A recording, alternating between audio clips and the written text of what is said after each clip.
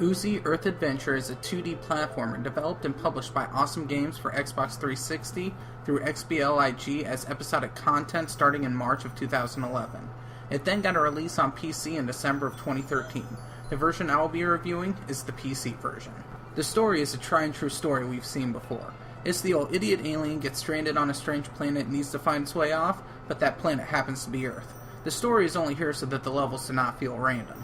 The game starts you off in your underwear and you slowly regain parts of your spacesuit so that you can go back to your home planet. Far too many times when I play an indie platformer, it will use throwback graphics to make the game look 16-bit or even 8-bit. Oozi decided not to do that. The game is gorgeous. It looks so good that it makes me feel like I'm just in an interactive cartoon. In the day and age of everybody assuming a good-looking platformer means a 2.5D platformer, Oozi stayed with sprites. Everything has a little bit of detail that makes it look really good. The backgrounds are multi-layered, which brings the level of detail up even more. Nothing in this game is realistic, though, and it's not supposed to be. Every enemy looks different, and while enemy types repeat per area, each enemy gets a fresh new skin for all 4 of the areas. What is a fish in one area might be a fireball in another. As for the art style, the best way I can describe it is it's a mix between a demented Saturday morning cartoon and my nightmares, and I love it. The music matches each setting perfect.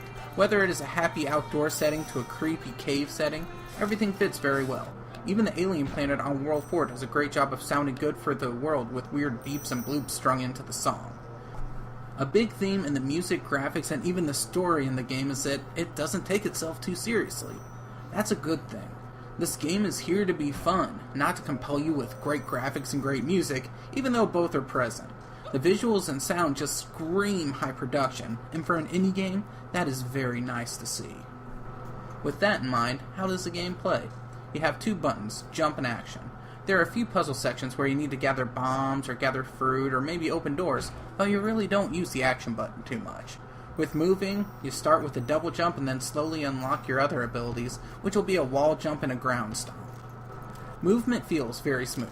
The character movement is slightly slippery, which makes the ice stage difficult in places. It takes the character a little too long to slow down when he has his momentum going, which can lead to accidental deaths. Now, this is easy to navigate with after a few levels, but getting used to the character slowing down their momentum does take time. After figuring it out, moving is very easy. The main objective in this game is to get from point A to point B. I almost always knew where to go. If I ended up going the wrong way, I would just collect some stars. There are 2 different kinds of stars, secret stars and point stars. Point stars do exactly what you think and give you points. You can also search for secret stars, and finding all 5 unlocks a new challenge level. For most enemies, you can kill them by just jumping on their heads. It's classic platforming for you. Now, one thing you can do that is very cool is some enemies, if you jump on them, you'll only stun them. So you can ground stomp them, or you can hit the action button to punch them. When you punch the enemy, it goes flying in the direction you punch it. I don't know why, but I really enjoy the sound it makes when you punch some of these enemies. There are even a couple surprises, like in the lab levels, you get to do a Metal Gear Solid type deal where you hide in the closets as enemies pass you, and you also need to avoid security cameras in a couple places. This game has 3 modes: Story, Arcade, and Challenge. Story is the main mode. You play 5 levels in the world and then fight a boss. For the most part, Story mode's pretty easy. I never felt like I was at risk of losing a level, even on the hardest setting. In Arcade mode, you not only have 1 life to make it through the entire level, but you're also on a time limit that can only be refilled with checkpoints, so you'll be running around frantically through the level to keep your time good, while also trying not to die. If you die, you need to restart the entire level. You also don't fight bosses in Arcade mode. This mode is really difficult. Then we have Challenge mode, which is probably more difficult than the other 2 modes combined. Challenge mode is smaller challenges in each world. One challenge might be to collect stars in a small space, or to kill enemies in an area, or even to beat a level in a certain time. With Oozi, there is no middle ground when it comes to difficulty. It's either very easy and nice, or it is incredibly difficult. That is the fun part of the game. You can leisurely stroll through the game in a nice and easy pace, or you can frantically try to pretty much speedrun every level. The game gives both the casual player and the hardcore player something to enjoy.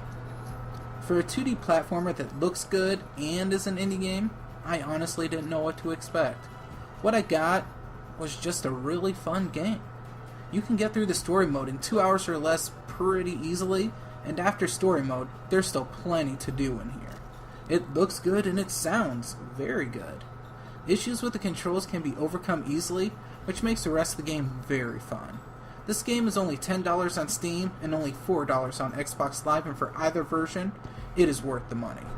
I recommend you check this game out.